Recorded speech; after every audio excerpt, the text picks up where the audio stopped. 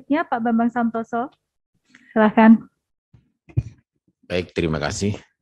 Yang kami hormati Bu Menteri Keuangan, Ibu Sri Mulyani, Kepala Badan Kebijakan Fiskal, Bapak Febrio Kacaribu, Dirjen Anggaran dan Dirjen Perimbangan Keuangan dan yang lainnya.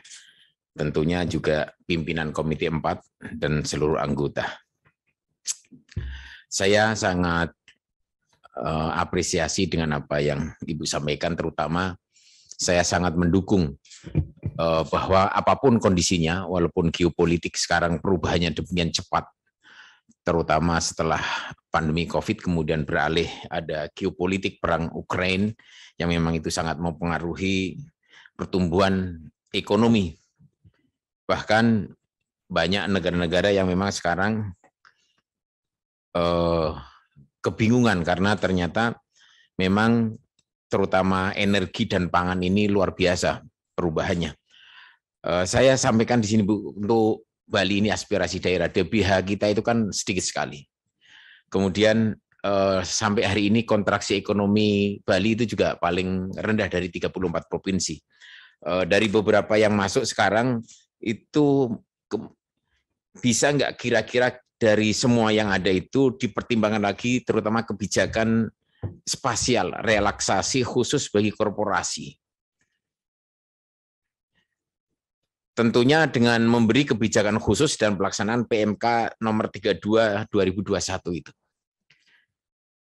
Ya bisa mulai dari kebijakan subsidi bunga bagi korporasi, kalau bisa ini aspirasi dari daerah kami Bali Bu, di Bali, mengingat suku bunga yang diberlakukan dalam PMK 32 2001 itu merupakan suku bunga normal dari perbankan.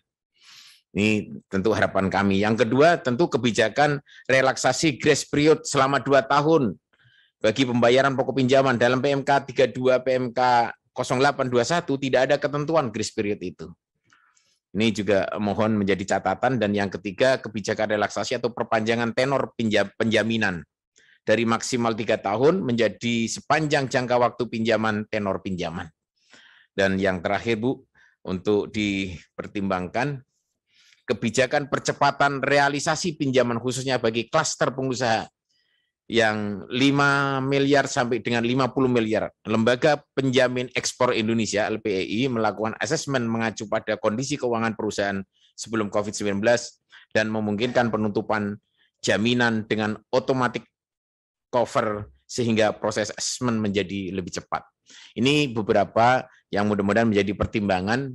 Harapan kami Bali salah satu provinsi yang segera bisa mengikuti provinsi yang lain, pertumbuhannya bisa positif karena kemiskinan akibat pandemi COVID apalagi Ukraina ini dari normal 2019 itu 3,6%, sekarang sudah naik menjadi 4,8%. Itu saja Bu, terima kasih. Untuk Pak Bambang tadi yang mengenai khusus untuk Bali, yang tadi disebutkan scarring effect tadi ya, scarring effect atau luka memar atau luka bakar atau luka tabrakan gitu, pokoknya yang jelas dunia itu kan sedang dihantam gitu kan Pak, diguncang oleh pandemi jadi ada scarnya itu. Nah ini yang memang untuk sektor maupun region tertentu berbeda-beda. Pamannya kemarin saya bicara dengan Menteri Keuangan Turki. Beliau mengatakan ekonominya memang sedang dalam situasi sangat berat, tapi yang pulih itu sekarang adalah turisme enggak, Pak. Jadi turisnya itu boom banget di Istanbul. Beliau mengatakan ke saya, kamu nggak bisa ke Istanbul karena sekarang hotel-hotel di sana penuh. Dan Turkish Air itu kan termasuk airline yang cukup sukses. Itu sekarang udah fully book, Pak. Termasuk berbagai turis yang berasal dari Rusia dan lain-lain. Mereka sekarang pergi ke sana. Saya sih berharap waktu mendengar beliau menyampaikan begitu ya saya berharap Bali untuk segera bisa pulih kembali sehingga yang tadi Bapak sampaikan untuk berbagai policy-policy untuk bisa memulihkan perekonomian Bali dan berbagai sektor ekonominya juga bisa kembali. Namun nanti kita akan lihat mengenai beberapa hal yang tadi Bapak sampaikan apakah memang betul-betul justify untuk bisa diberikan relaksasi sampai dengan tadi dari sisi waktunya seperti grace period maupun dari sisi waktu penjaminannya bisa disesuaikan, nanti kita akan lihat.